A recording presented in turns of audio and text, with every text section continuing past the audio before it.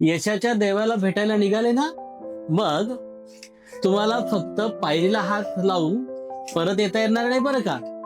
तुम्हाला त्या देवाला जर भेटायचं असेल, जो तुमच्या यशाचा देव आहे, त्यासाठी तुमच्या ताटात, तुमच्या पूजेच्या ताटात फुलं, हार, टिक्के, बुक्के, हळद, कुंकू आणि सोबतच एक कठीण कवच असलेलं नारळ देखील लागेल.